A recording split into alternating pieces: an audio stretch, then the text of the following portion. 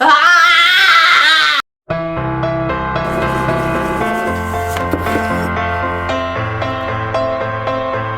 47 weeks, life and learnings of a dietetic intern. Welcome back to 47 weeks. It's week 19. Can you tell that I'm a little exhausted? The cardiac ICU is definitely by far the hardest rotation of the internship so far ever. It was really nice. I had one of my old classmates and friends from Acadia that's now working as a dietitian message me and gave me a lot of support and told me about her rotation at the ICU and how it was hard for her as well, and that I'm not alone if my time at the ICU does get extended, and it doesn't at all mean that I won't be a fabulous dietitian when the time comes. So that really made my week. It was so nice. And despite how hard it is, I must admit, I am starting to feel a lot more part of the team with the doctors and contributing during rounds. It feels really good, and one of the doctors there, he's always saying, "Oh, you're the boss," whenever it comes to any nutrition decisions, and that feels good, that you know more than a doctor does about something. The long days are really hard. You're using your brain to critically think the entire day. Monday I was there from 7:15 and then I studied afterwards, so I didn't leave the hospital until 6:45 p.m. And that was, I just can't wait till I get a break. I had a visit from a friend I hadn't seen in years from Vancouver. She was traveling doing a bunch of interviews for her residency, and I had no idea she was coming, and she just messaged me and she was in Halifax, so she came over for a cup of tea and we got to catch up, and it was such a nice surprise.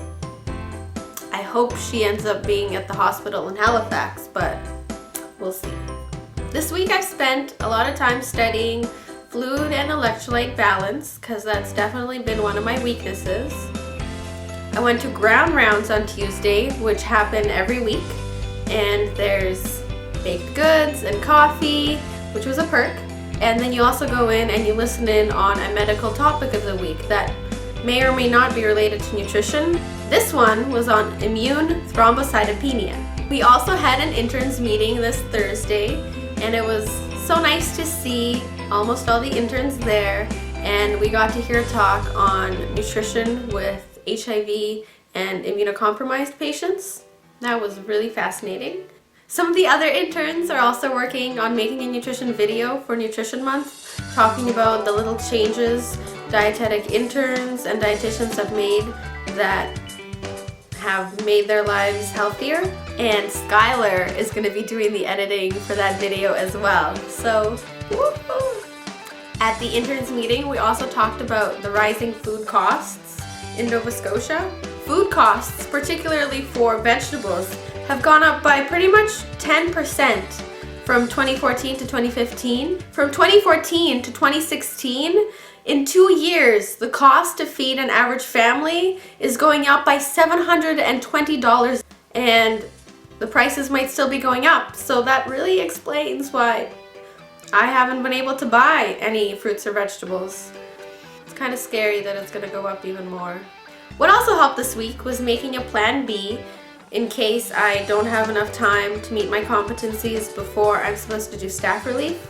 So I feel a little better about the whole thing, even though I'm still working just as hard to do my best to try to get there when the time comes. But we have it figured out. And Friday, I was the dietitian by myself. So I guess it was kind of like a test trial for staff relief. My preceptor had her red day, which means she had a day off. And I still needed any enteral or TPN orders co-signed by another dietitian, but I got to go and see patients and write in the progress notes myself, and it was nice. In the ICU, there was a lady that started talking to me. She was there to see someone in the hospital, and she started talking about tube feeding and how her dad died in the hospital. But she was really nice, and I gave her a hug afterwards, and she was so happy about the hug. And it was one of the highlights for the week. Despite the difficulty, there are definitely perks to being a dietetic intern. There is usually some kind of food, whether it's a snack or candy or coffee, or the other day there was soup and sandwiches in the ICU that are just there for the nurses and staff to munch on. Definitely a perk. And I forgot to tell you that last week when I went to the intern's office for the first time since last year, there was a bunch of gifts there for everyone. Deb gave us a $10 meal voucher that we could spend in the cafeteria. One of the other interns gave everyone these nice little Christmas ornaments. I got different kinds of backpacks, ice packs, this little cool notepad that comes with all these Post-its in it, and this little baggie. There's a box of unlimited amount of free flax seeds, and this stuff, which helps because we haven't been able to afford new oven mitts in a while. My learnings for the week. Well, the first thing, it's not so much a learning as much as a reinforcement and proof of what happens, because you hear in school about how the doctors don't know a lot about nutrition or how they might not respect dietitians. I got to experience that. There was a doctor that my preceptor told me is the best in his field. You really want to go to him if you have an issue. And he was there, and he said that I don't know why we're even feeding this guy when it doesn't improve mortality rates at all.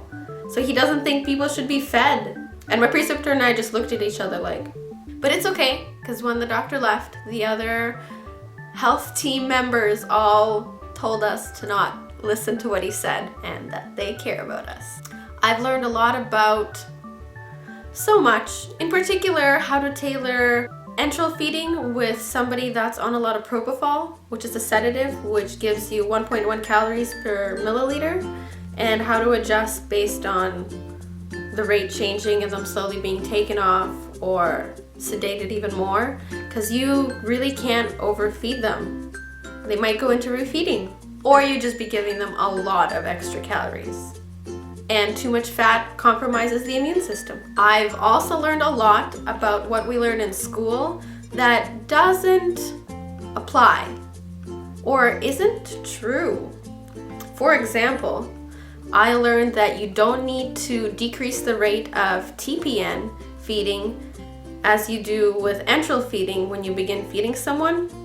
And I learned that you need to start at half the rate, especially if somebody hasn't eaten in a while, which still doesn't apply because you're bypassing the intestines, so you don't need to worry about that. And despite having been taught that it's better to slightly overfeed someone than not give them enough calories in a critical care setting, it's better to underfeed than overfeed, and there's less risks involved. Mind blown. And on an everyday basis, I'm just learning how to critically think a little bit better each day and put all my learnings about nutrition and medical nutrition therapy together every day. Makes a big difference. So my plans for next week. Well, first, this weekend, I'm planning on studying more, obviously. And I'm also having dinner with the other intern, Christine, and her husband tonight. And tomorrow night, we are having dinner with another couple of our friends, and we're also going skating. Yay! It's my way of trying to stay sane amongst all the studying I've been doing every day. Other than that, I'm gonna read up on micronutrients in wound healing, about fluid balance in renal disease, about phosphorus and calcium. Lots of fun stuff. And next week, I'm going to a seminar on protein needs on Wednesday. And there's also going to be free refreshments there. Super excited. And the interns and the coordinator and a couple of the dietitians are going to Soup Sisters, on Tuesday. So we're gonna go and learn from a chef about how to make a recipe, and we're gonna all make it together. And it's been paid for already. So that's gonna be fun. We've been planning that for months. It was actually Deb's idea. So next week shouldn't be too bad. So we'll see how that goes. I'll talk to you next week. As always, thanks for watching and thanks for all your support. It means a lot. Sustain your body, sustain your life.